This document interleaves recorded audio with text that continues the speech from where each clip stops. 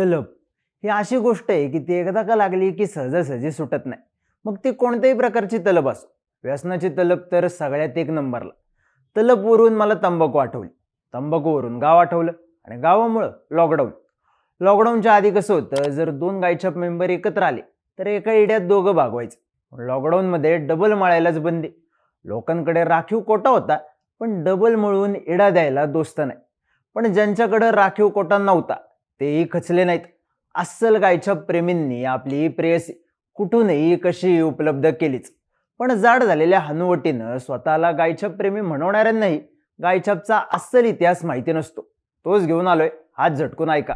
तर गायछाप तंबाखू व्यवसायाला देशभरात पोहोचवून यशाचं शिखर गाठून देण्याचं श्रेय मालपाणी उद्योग समूहाचं.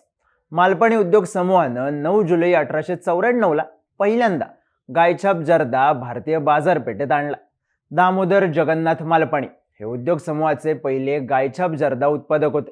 त्यांचा जन्म अहमदनगर जिल्ह्यातल्या संगमनेर तालुक्यात झाला होता. तेव्हाच्या काळात सगळा भारत इंग्रजांच्या गुलामगिरीत अडकत चालला होता. एकतर इंग्रजांच्या हाताखाली चाकरी करा, नाहीतर उपाशी मारा, अशी परिस्थिती त्या काळात उभी राहिली होती. दामोदर मालपाणी यांचा व्यापार करण्यावर खूप भर होता. औद्योगिक दूरदृष्टी त्यांना जगण्याच्या अनुभवातून मिळाली होती. संगमनेरच्या आठवडी बाजारपेठेतले छोटे मोठे व्यवसाय बघून ते इम्प्रेस झाले होते. कोणाच्या हाताखाली चाकरी करण्यापेक्षा आपण आपलाच व्यापार सुरू करू असा त्यांनी निश्चय केला. समाजात व्यसनाच्या वाढत्या तलपी पाहून त्यांना तंबाखू उत्पादन करण्याची कल्पना सुचली. गायछाप जर्दा तंबाखूच्या फक्त 2 पोत्यांवर त्यांनी आसपासच्या गावात व्यापार सुरू केला. पाहता पाहता त्यांनी उत्पादन केलेला गायछाप जर्दा देशाच्या कानाकोपऱ्यात पोहोचला. घरात खायला अन्न नसलेल्या माणसाच्या खिशात गायछापची पुडी मात्र हमखास असायची. पण या मालपाणी उद्योग समूहाच्या व्यवसायाच्या आधुनिकीकरणाचं सगळं श्रेय जातं ओंकार दामोदर मालपाणी यांना. ओंकार मालपाणी यांचा जन्म 21 फेब्रुवारी 1934ला झाला.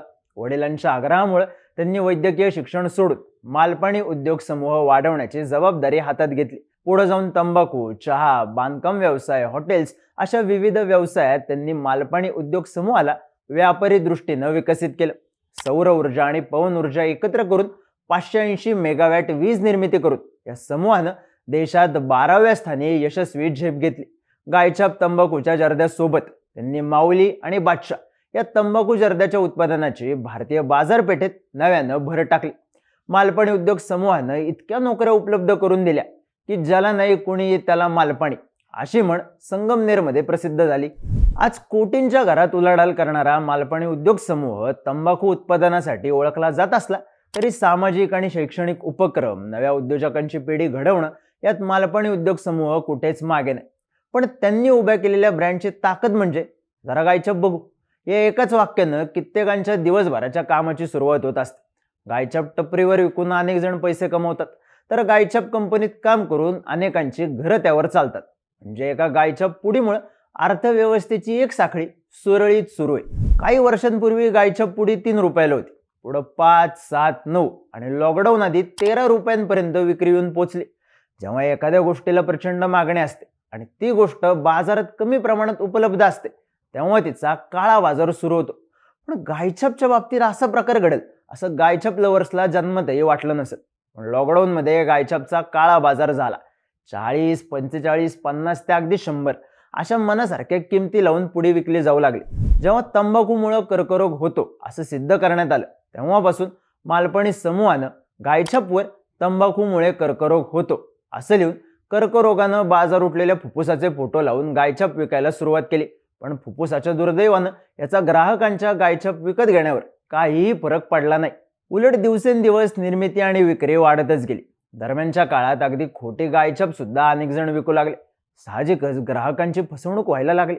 हे जेव्हा मालपाणी उद्योग समूहाला कळलं तेव्हा त्यांनी टेक्नॉलॉजीचा वापर करून अल्ट्राव्हायोलेट रेज वापरून तपासणी मशीन तयार केलं. ते बाजारात आणून खोट्या पुडीच्या व्यापारावर आळा बसवला. पण हा नाद लोकांनी जपला. अनेक नाटकांमधून, चित्रपटातून कलाकाराला गायछाप मिळवून खायला लावून खऱ्या जगातल्या माणसाच्या तलपीचं रूपक मांडण्यात आलं. मला गायछाप मिळून दे, घे डबल, खिशात असून नोटा, मला गायछाप भेटना या जनसामान्यांच्या तलपीचं प्रतीक असणाऱ्या गाण्यांना आज लाखांमध्ये व्ह्यूज आहेत. आता ही स्टोरी गायछाप खाण्याबद्दल नाही तर मराठी माणसाच्या 3 पिढ्यांनी खपून उभ्या केलेल्या ब्रँडची होती. एवढं डोक्यात ठेवा आणि पुन्हा एकदा हात झटकून बोल भिडूच्या यूट्यूब चॅनलला सबस्क्राईब करायला विसरू नका.